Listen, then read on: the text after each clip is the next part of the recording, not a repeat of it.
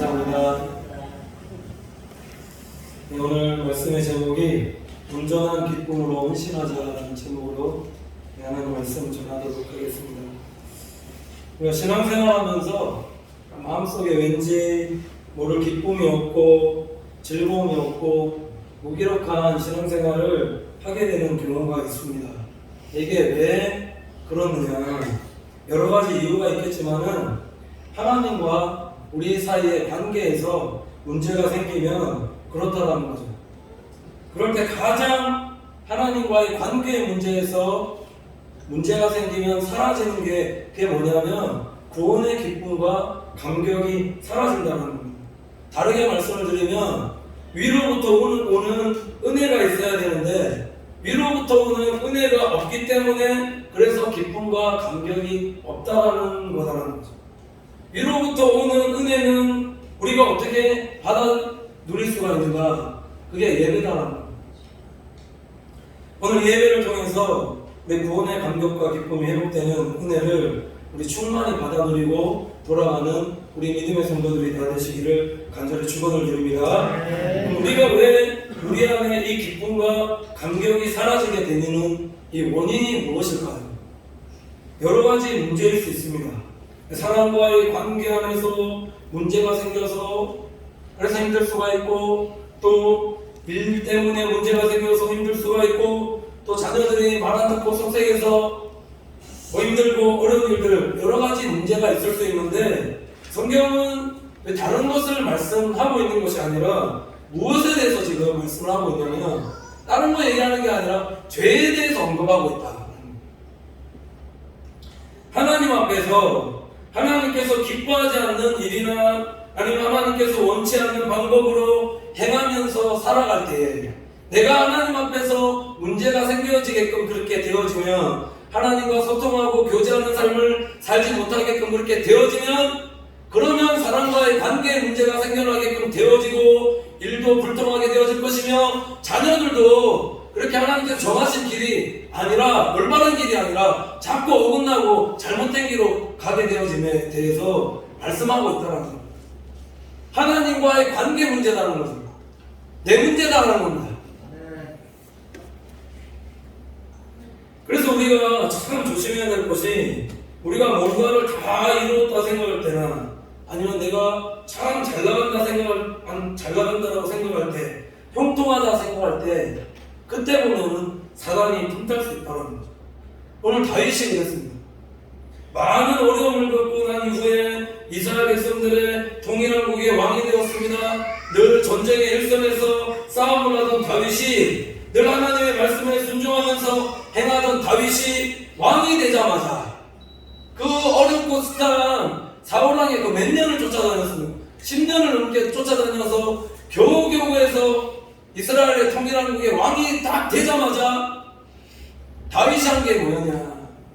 사무엘하 11장 1절에서 4절 말씀에 이렇게 말씀하고 있는데 해가 돌아와서 왕들의 출전할 때가 되매 다윗이 요압과 그 신복과 온 이스라엘 군대를 보내니 저희가 암몬 자손을 멸하고 밧바를 에워쌌고 다윗은 예루살렘에 그대로 있으니라 이렇게 말씀하고 있습니다.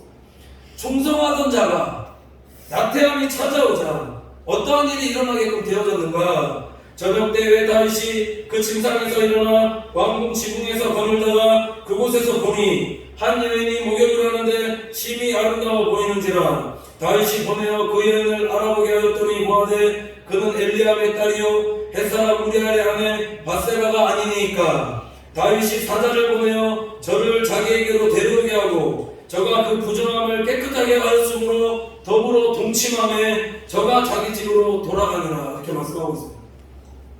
하나님 앞에 충성하던 자가 계속 충성해오던 자가 나태해질 때 나태함이 찾아왔을 때 무엇이 찾아왔냐? 음란함이 찾아왔다는 것이고 이 나태해진다라는 것이 음란해지는 것에 바로 연결된다는 겁니다.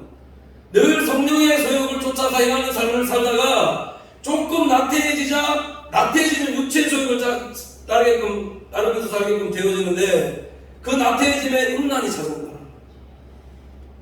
하나님께서 그래서 다 보고 계신데도 불구하고 불순종하고 말씀대로 행치 않은 범죄를 저지르게 되었다. 그래서 나단 선지자에 의해서 책망을 듣게 되는데 그 책망을 통해서 오늘 회개하는 본문이 오늘 읽은 본문의 말씀이다. 다윗이 오늘 본문 1절부터 5절까지 말씀을 읽어보면은 죄악을 씻어달라고 지금 회개 기도하고 있습니다.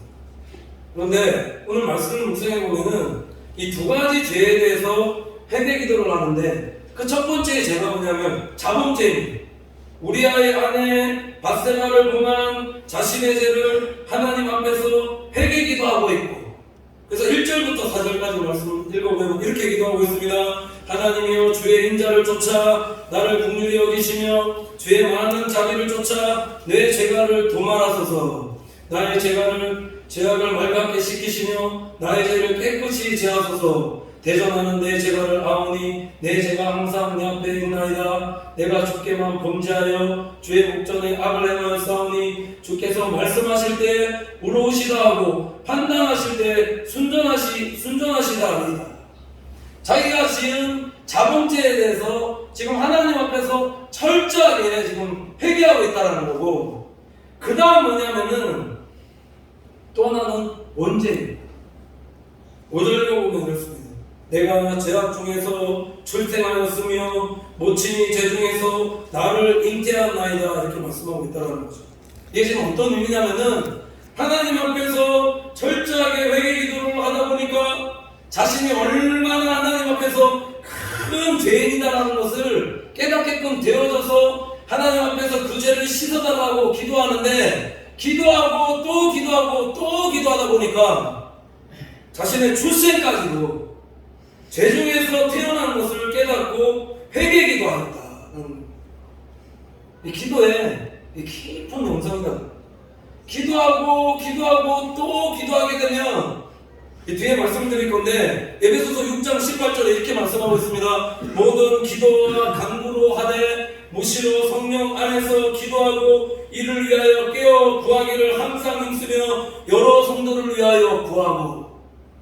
모든 기도와 간구로 기도를 하는데, 우리가 기도해야 될 이유에 대해서 지금 말씀하고 있는데, 기도하게 되면 어떻게 기도해야 되느냐? 무시로 성령 안에서 기도해야 된다. 왜 성령 안에서 깨어 기도하는 것이 중요하냐?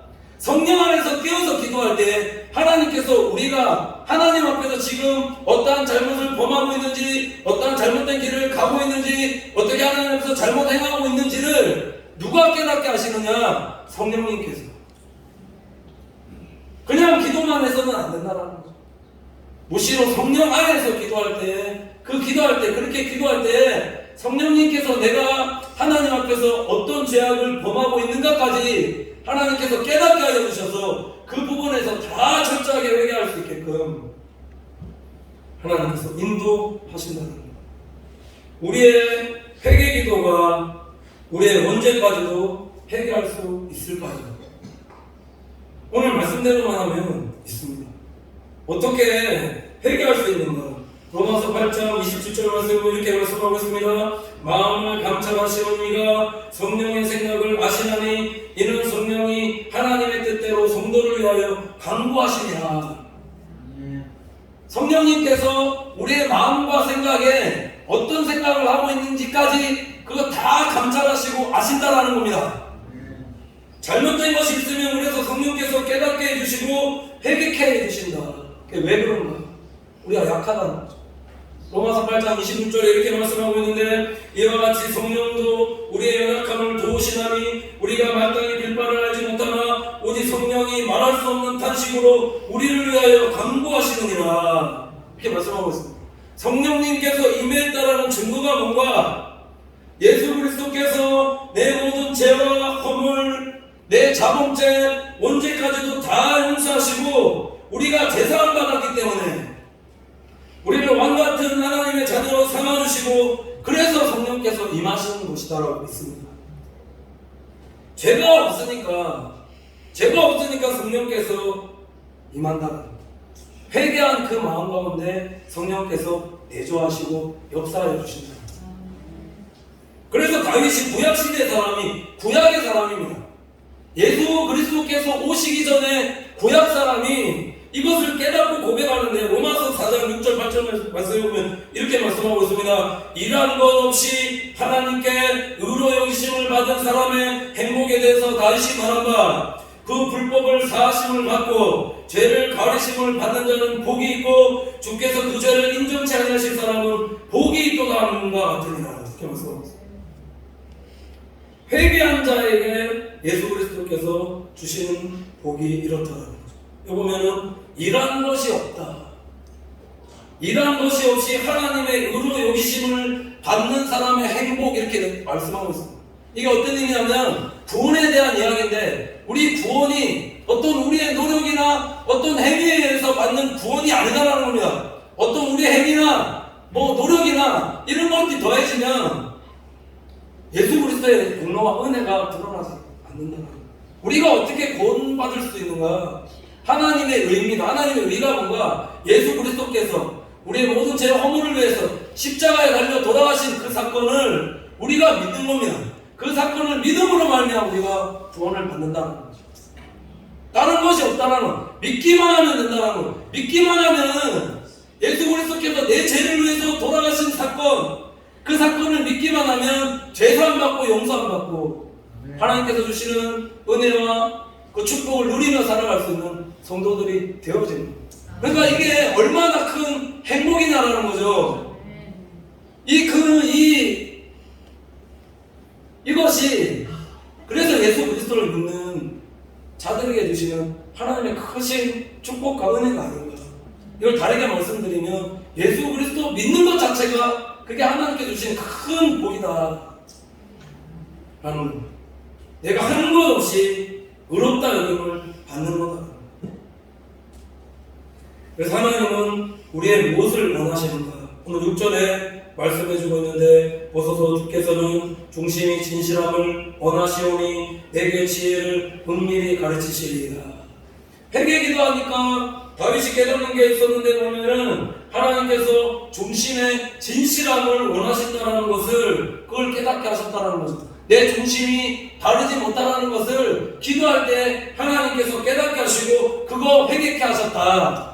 그럼 이걸 다르게 말씀을 드려보면 어떤 의미가 될 수 있느냐? 하나님은 우리의 중심을 원하신다는 겁니다.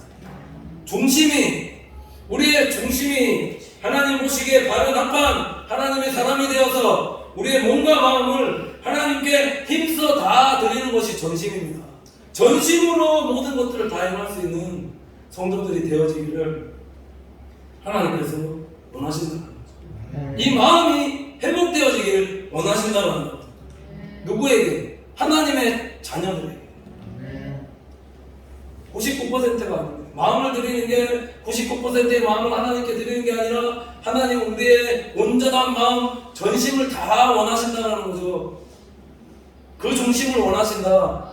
하나님 앞에서 예배 드릴 때도 그냥 여기 왔다 그냥 가는 그런 예배가 아니라 정말 온 마음과 전심을 다해서 하나님 앞에 예배 드리는 그 성도의 모습을 하나님께서 기뻐하시고 그걸 흠양하시고 하나님 영광 받아 주신다.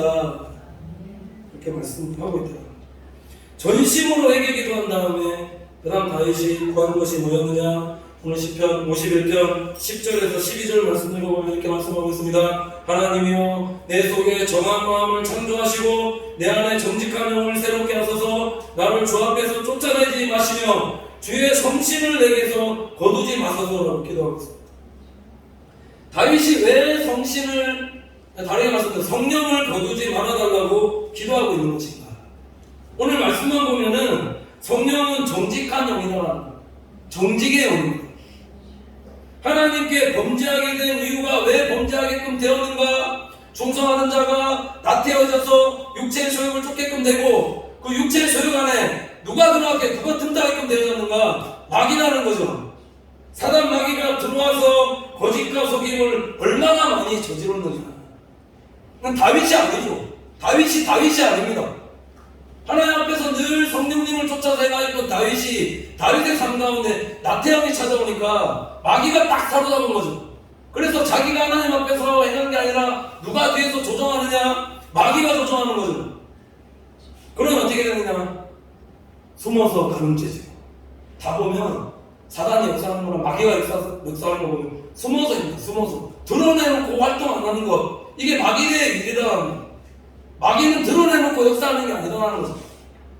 간음죄를 짓는데도 숨어서 간음죄를 짓게끔 되어지고, 뒤에서 요압을 조종해서, 그래서 전쟁 일선에서 우리아를 나가게 해서 죽게끔 만들고, 이게 다 거짓의 압이 마귀에게 속한 일을 계속 행하였기 때문에, 그래서 정직한 영을 회복시켜달라고 지금 하나님께 기도하고 있다는 겁니다.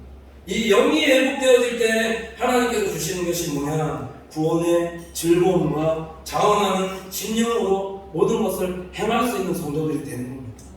그래서 기도할 때 정직한 영을 하나님 허락하여 주시옵소서. 정직한 영이 임해서 즐거움으로, 하나님 주시는 즐거움으로, 구원의 은혜로 모든 일들을 감당할 수 있는 제가 될 수 있도록 역사하여 주시옵소서. 이렇게 구하는 성도들이 되셔야 된다는 거죠. 왜 근데 다윗이 정직한 영을 구하였는가?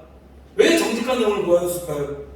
하나님께 진짜 헌신하고 싶었기 때문에. 오늘 12절에 이렇게 말씀하고 있죠. 주의 구원의 즐거움을 내게 회복시켜 주시고 자원하는 심령을 주사 나를 붙드소서, 이렇게 말씀하고 있습니다. 주의 구원의 즐거움을 내게 회복시켜 주시고 자원하는 심령을 주사. 자원하는 심령이 뭡니까? 자발적인 심령이다. 하나님 나라 일을 하는데 즐거움이 있어야 되고 자발적으로 하는 성도들이 되셔야 된다는 거죠. 다르게 말씀드리면 하나님 나라 일은 내 힘으로 하는 게 아니라 성령께서 주시는 구원의 즐거움과 자원하는 심령이 있어야 기쁨으로 헌신할 수 있습니다. 그렇기 때문에 그 예배를 통해서 은혜를 받는 믿음의 성도들이 되셔야 된다는 사실이고, 이 기쁨으로 헌신할 수 있는 우리 신기교회 성도들이 되셔야 된다는 거예요. 그래야 열매가 있다는 거죠. 제가 몇 번 말씀을 드렸어요. 우리 신앙생활하면 충성해야 돼. 죄인의식을 갖고 일하셔야 돼요. 오늘 말씀하듯이 신앙생활 하는데 빠지지 말아야 될 게 구원의 즐거움과 자원하는 심령으로 일할 때 하나님께 주신 열매가 있다. 그 열매가 뭐냐? 13절 말씀 이렇게 말씀하고 있습니다. 그리하면 내가 범죄자에게 주의 도를 가르치리니 죄인들이 주께로 돌아오리라, 이렇게 말씀하고 있습니다. 우리가 하나님께서 주신 기쁨으로 일할 때 주의 뜻대로 행하지 않던 자들이 여기서 지금 범죄자라고 얘기하고 있습니다. 범죄자들이 주께로 돌아오게 되어진다. 우리가 헌신한다고 하면서 마음이 없고 몸으로 드림없이 하는 헌신, 구원의 즐거움과 기쁨 없는 헌신, 이것은 우리에게도, 우리 주변 사람에게도 아무런 유익과 영향을 주지 못한다는 거예요. 그러니까 하나님께서 주시는 그 즐거움과 은혜를 받고 기쁨과 감격으로 일할 수 있는 그런 성도들이 되어질 때 정말 기쁨으로 일하는, 그러니까 주에 일하는데도 교회에 가는데도 정말 기쁜 마음으로 이렇게 하고 열심으로 행하는 것을 그 보게 되어졌을 때, 범죄자들이라는 것은 그것을 보는 자들이 아, 주에 저렇게 하는 거구나, 하나님 나라를 저렇게 기쁨으로 감당하는 거구나 라고 깨닫고 돌이켜서 행할 수 있는 사람으로 변화되어진다. 그래서 우리가 하나님 앞에 예배를 통해서 먼저 큰 은혜를 받는 것이 중요하다는 거죠. 은혜 받고 주의 일하고, 은혜 받고 헌신하고, 은혜 받고 봉사하고, 은혜 받고 기상할 수 있는 성도들이 되셔야 된다. 다윗이 하나님께 드리는, 그래서 예배 중요성에 대해서 말씀하고 있는데 17절 보시면은 하나님의 구하는 제사는 상한 심령이라 하나님이여 상하고 통회하는 마음을 주께서 멸시치 아니하시리라, 이렇게 말씀하고 있습니다. 상하고 통회하는 마음을 가지고 하나님 앞에 나와서 예배하는 자들이 되어라. 우리가 신앙생활하는 가운데 늘 기쁜 마음으로 하나님 앞에 나와서 예배드릴 수만은 없습니다. 일주일 동안 신앙생활하면서 늘 좋은 마음을 가지고 예배 드릴 수만은 없다라는 거죠. 혹시나 상한 마음이 있어도, 마음이 불편한 마음이 있어도 그런 마음을 가지고 나와서 하나님 앞에 예배 드릴 때, 다른 곳에 가지 않고 하나님 앞에 예배 드릴 때 그 마음 귀하게 보시고 그 상한 심령의 제사를 하나님께서 받아주신다. 기쁘게 받아주신다 말씀하고 있어요. 내가 무슨 죄가 있는 데가 아니라, 그렇잖아요. 내가 무슨 죄가 있는 데라고 얘기하는 분들 많죠. 내가 무슨 죄를 짓고 살아가는, 그게 아니라 죄 없는 사람은 모든 사람이 죄를 범하였음에 하나님의 영광에 이르지 못하였나니 라고 이렇게 성경이 말씀하고 있고, 앞에서 말씀드렸듯이 성령님께서 깨닫게 해주실 때입니다. 깨닫게 해주실 때, 깨닫게 성령님께서 나를, 내가 하나님 앞에서 지금 어떻게 살고 있는지, 잘못해가고 있는지 성령님께서 깨닫게 해주실 때 회개할 수 있는 은혜가 부어지는 거다. 이게 예수를 믿는 자들에게 주시는, 하나님께 주시는 큰 복이라는 겁니다. 그래서 깨닫고 회개할 때 하나님께서 주시는 복이 뭐냐, 은혜가 뭐냐, 성령의 기름 부으심이 예배 가운데 임한다는 것이고, 하나님의 은혜가 임하며 축복이 임하게 되는 것이다. 사람과의 관계가 회복이 되고 일들도 잘 되고 좋게 되어지며 자녀들도 온전한 믿음의 사람으로 돌아오게 되는 것이다라는 거죠. 그러니까 중요한 게 뭐냐, 하나님 앞에서의 내 마음이죠.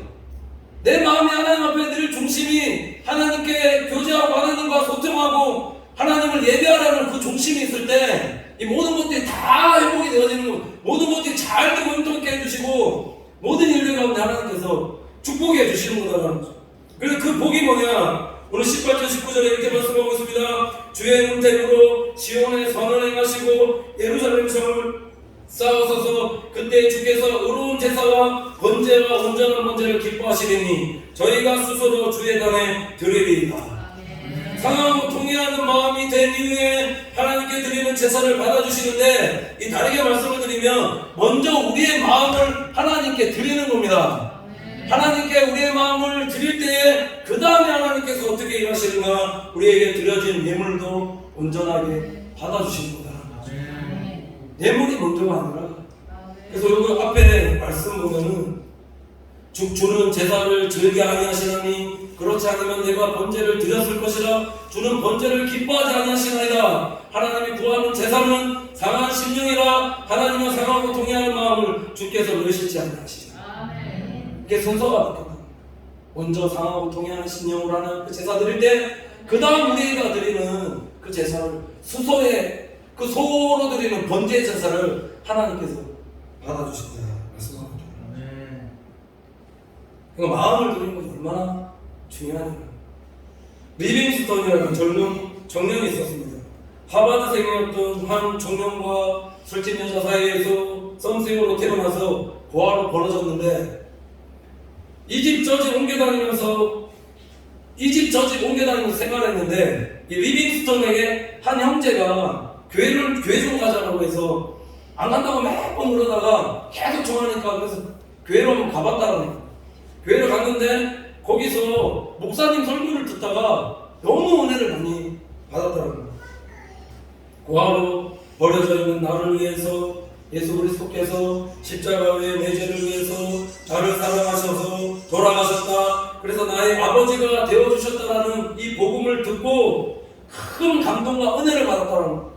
설교 시간에 은혜를 많이 받았다는 거죠. 그래서 헌금 시간이었는데 주머니를 다 뒤져봤는데 주머니에 돈이 하나도 없더라는 겁니다. 헌금 바구니는 돌고 있고 마음에는 부글부글 끓어서 은혜 받은 거에 대해서 뭔가 좀 표현하고 싶은데, 돈 좀 드리고 싶은데 주머니를 아무리 뒤져봐도 돈이 없으니까 어떻게 했을까요?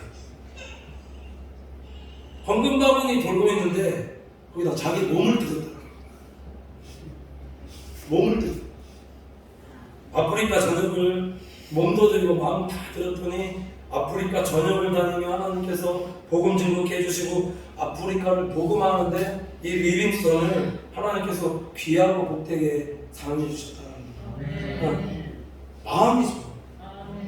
전부를 드리면 마음 가는 곳에 몸도 가는 거죠.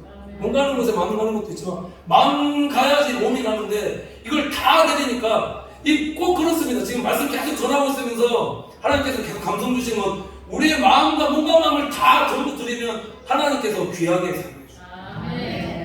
귀한 복되게 사용해 주십니다.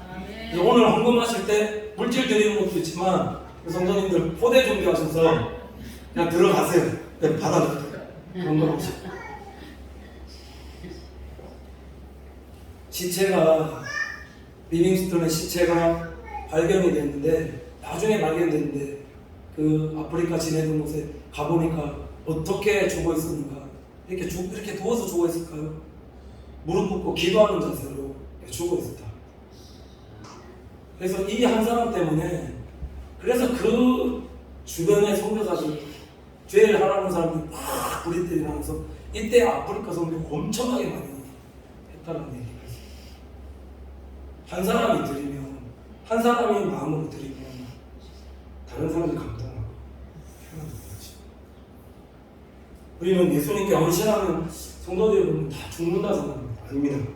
내 시간, 물질, 자녀 등 잃는 것이라고 생각하는 성도들이 많은데 그게 정말 그러느냐, 이게 정말 마귀 짓이라는 거죠. 다윗은 일평생 하나님께 헌신한 일에 평생을 바쳤는데 우리아의 밧세바를 범한 일 외에는 전생애를 성전 건축하는데 바친 헌신된 자였습니다. 자신의 전 재산을 들여서 성전 건축하는데 다 올인하고 바쳤을 때 하나님께서 그 말년에 노년에 어떻게 하셨는가? 돈 한 푼도 없는 거지로 만드셨는가? 아닙니다. 성경이 그렇게 얘기 안 하고 있더라고요.